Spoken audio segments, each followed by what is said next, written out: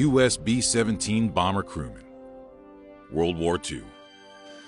The United States Army Air Force was made up of volunteers mostly in their late teens and early 20s from every part of the U.S.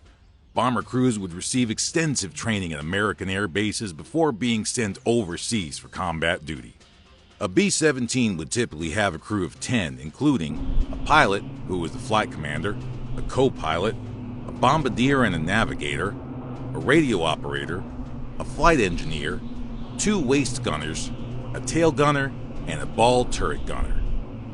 The USAAF would launch their strategic bombing campaigns from bases in England, North Africa, and Italy.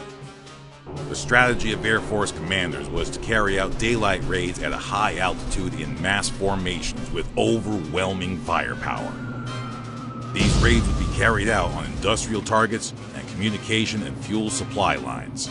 Losses in 1943's bombing campaigns were very high, and it was common to see a high proportion of B-17s not making it back. As the war progressed and German air defense capabilities depleted, the bombing campaigns became more effective.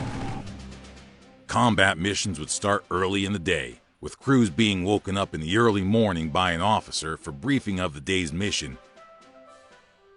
The bombers would then take off and fly into formation towards occupied Europe. The conditions were uncomfortable. Traveling in an unpressurized aircraft in the skies at 7,600 meters or 25,000 feet, exposed to temperatures as low as minus 45 degrees centigrade or minus 56 degrees Fahrenheit. It was important, therefore, for crews to wear oxygen masks and heated flying suits on long flights to avoid frostbite or death.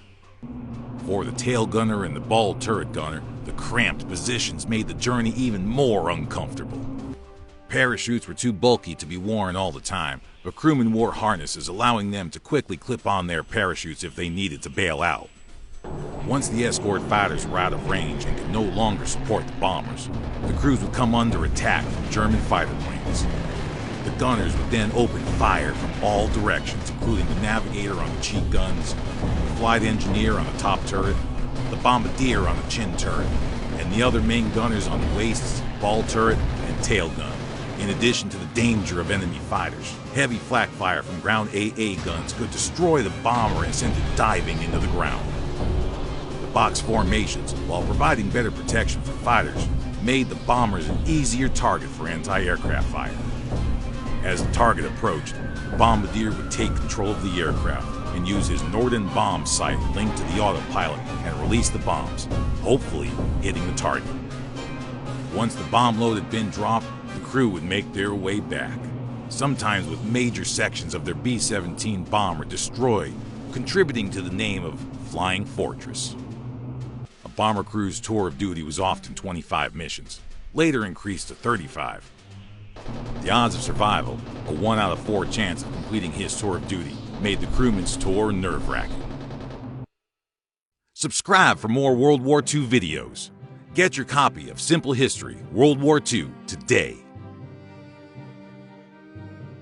Thank you for all your support on the Simple History YouTube channel. If you enjoy the channel, please consider supporting us at Patreon.